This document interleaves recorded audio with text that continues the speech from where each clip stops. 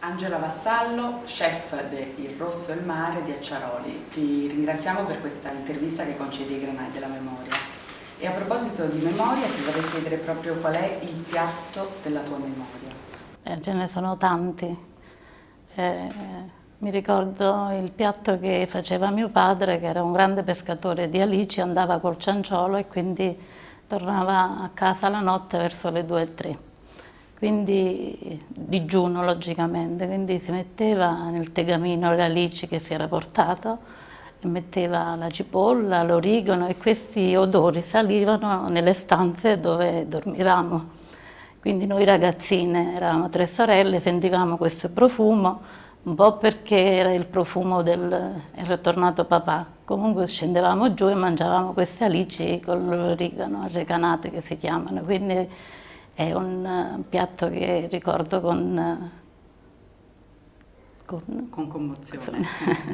Senti, alici sono un grande prodotto di tutta la costiera cilentana, anche nel tuo ristorante le cucini in moltissimi modi. Ma qual era un modo, diciamo, antico che magari oggi non si fa più? Si consumano in tutti i modi possibili, anche perché il pesce che si usava quando io ero piccola, non c'erano tutte le qualità di pesce che ci sono adesso. Quindi le alici era un piatto che costava, anzi forse niente, perché si regalava tutto al più. E quindi si faceva in tutti i modi possibili. Si possono fare imbottite come ancora li facciamo. Li facciamo a marozzella col papano grattato e poi col limone nel forno. È un modo per arrotolare le alici.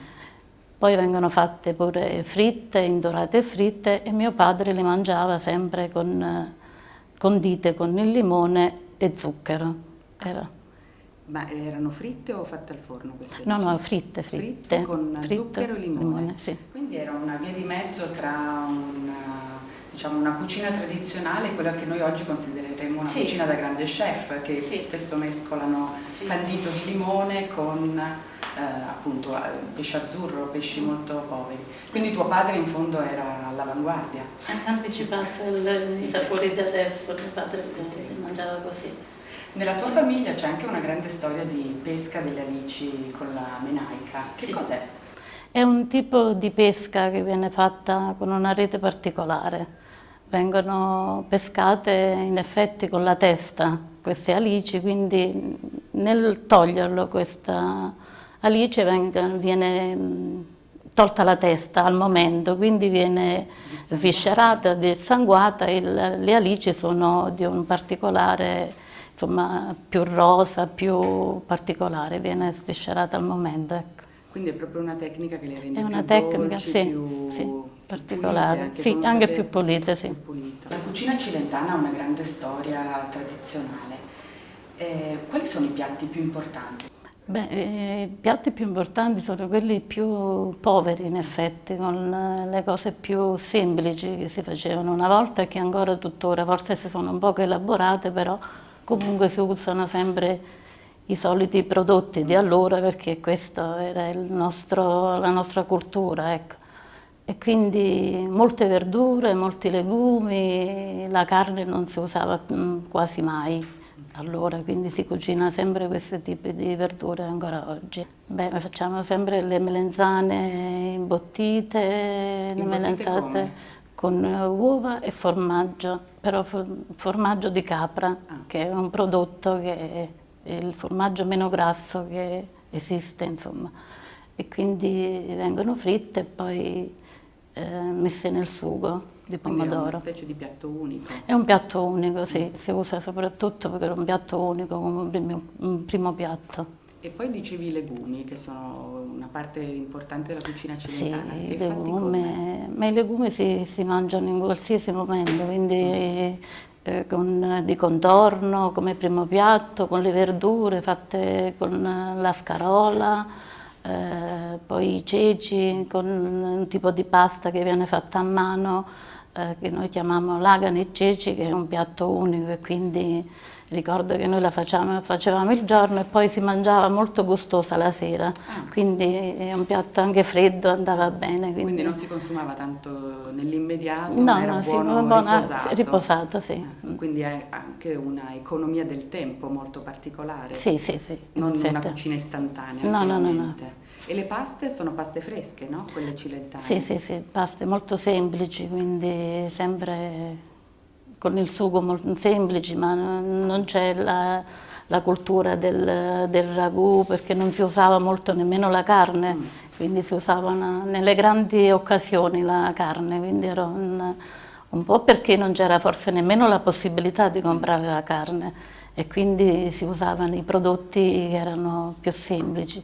Quindi si faceva col pomodoro fresco, basilico, quando c'era, e se no si usava la passata di pomodoro che è sempre fatta in casa, come si faceva nelle bottiglie e nei barattoli.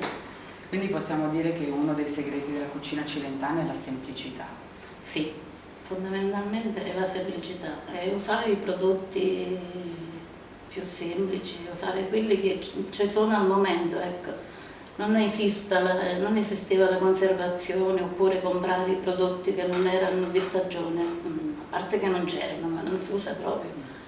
Cioè ma ancora oggi non usiamo le cose che sono fuori stagione, usiamo i prodotti che sono al momento.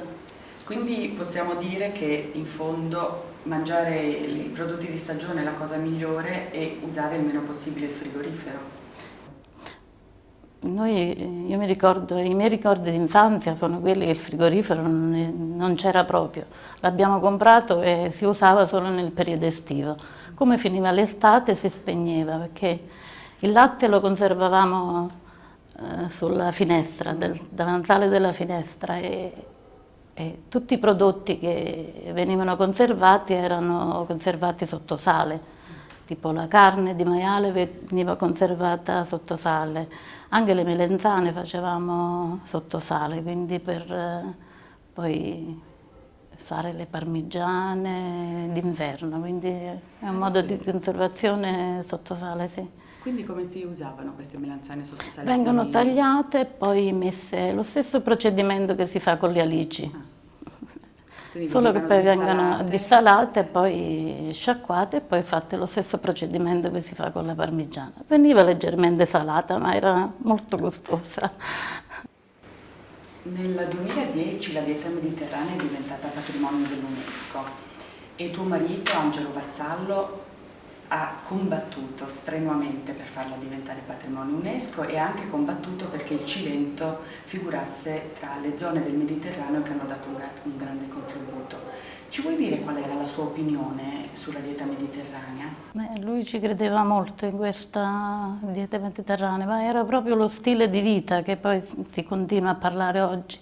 È il modo di vivere, della semplicità, ecco, usare i prodotti semplici e vivere semplicemente, quindi lui ci credeva molto e cercava di divulgarla molto nelle scuole, soprattutto per i ragazzi. Ha cercato sempre nelle scuole di non far mangiare le solite merendine, quindi ha proposto di portare della frutta, ecco, di usare sempre i prodotti molto più semplici, quindi lui ci credeva molto. E anche nel suo modo di mangiare, lui mangiava molto verdure, mangiava molti legumi, quindi forse lui veramente le esprimeva in modo particolare il suo modo di vivere. Fra l'altro Angelo lo ricordiamo tutti come il sindaco pescatore, lui è stato pescatore per tanti anni. Che cosa significava per lui andare per mare? Che cosa era per lui il mare? Era la semplicità, lo stare bene quando si usciva con la barca, lasciare tutti i problemi a casa, scontrarsi con le tempeste e affrontare le burrasche, però per lui questo era anche un motivo di vita, ecco. Ti portava qualche volta con sé? Sì, ci sono andata, sì. Però sapevo che era molto faticoso alzarsi la mattina alle 4 e poi tornare la sera, quindi non era una cosa di una donna. Ecco, le donne stavano a casa perché lui preferiva trovarmi a casa col pranzo pronto quando tornava. E qual era il suo piatto preferito? Ma lui preferiva molto le verdure, mangiava molto i peperoni, melenzane, di questi periodi preferiva delle cose più semplici, ecco. Preferiva molte piccole cose, però più di una cosa a pranzo, ecco. Mi ricordo che Angelo, tuo marito, amava molto il cacio ricotta e ad un certo punto ti ha un po' spronata nel 2007 a ricominciare a fare il cacio ricotta. Che cos'è il cacio ricotta e come si fa? Allora, è una passione che io non è che avevo da bambina, l'ho riacquistata un po' conoscendo la mamma di Angelo, perché lei aveva le capre e quindi ho imparato a mungerla, perché non è una cosa molto semplice, quindi ho imparato a mungere, ho imparato a fare il formaggio e ho visto che era una cosa che mi piaceva fare, anche perché mi piacciono molto gli animali, quindi anche il contatto con gli animali era molto bello. E ho acquistato una capretta, veramente me l'hanno regalata. Da quella capretta sono riuscita poi con gli anni a averne addirittura 4, perché poi nasceva la capretta femmina, quindi la tenevo per rifare il formaggio. E il formaggio è particolare, questo tipo di formaggio, come dicevo prima, perché è un prodotto meno grasso, quindi molto buono nella dieta mediterranea. Niente, si fa bollire il latte e poi si mette il caglio, è un prodotto sempre che deriva dallo stomaco del capretto piccolino e si fa cagliare. Poi si prende questo recipiente, si mette nelle formine e si fa essiccare con il sale. Quindi si usa sia fresco, in una versione un po' più fresca, sia in una versione molto più stagionata, grattugiato. Sì. E in quali piatti della cucina celentana si mette il cacio ricotta? In quasi tutti i piatti, perché si usa sulla pasta, si usa nei ripieni, si usa in tutte le pietanze, ecco. I ripieni è fondamentale, il ripieno di alici si usa il cacio ricotta, il ripieno di melenzane si usa quello, ma anche sulla pasta noi usiamo sempre il cacio ricotta. E in che modo è cambiata la cucina cilentana da quando eri bambina ad oggi? Si usano sempre i soliti prodotti perché è fondamentale, i prodotti sono sempre quelli della natura e dell'orto in effetti. E quindi poi si elaborano, si sono elaborati, si sono un poco con la fantasia, si sono un poco migliorati, però il prodotto è sempre quello. Il prodotto dell'orto che facevamo, ognuno aveva il suo piccolo orto, quindi si usava il prodotto dell'orto. Quindi in qualche modo ognuno ci ha messo un po' di fantasia, però ha mantenuto salde le radici. Sì. Certo, certo. E a questo proposito, se io ti dico granai della memoria, qual è la prima cosa che ti viene in mente? È la cena che si faceva da piccoli, perché è la cosa più semplice, perché non è che a tavola esistevano tutti i prodotti che ci sono adesso. Quindi la sera mia madre cucinava il pane cotto, che era un prodotto molto semplice, perché in effetti viene fatto con la cipolla, olio e il pane, quindi più semplice di così, però vi assicuro che era una cena che ci andava a letto tranquilli. E poi si diceva sempre che favorivano per la montata lattea, quindi era un buon prodotto, semplice e buono. Quindi in qualche modo era il nutrimento delle nuove generazioni, il primo sapore poppato dai ragazzini. Sì. Più semplice e genuino in effetti. Beh, è un bellissimo ricordo. Grazie Angela.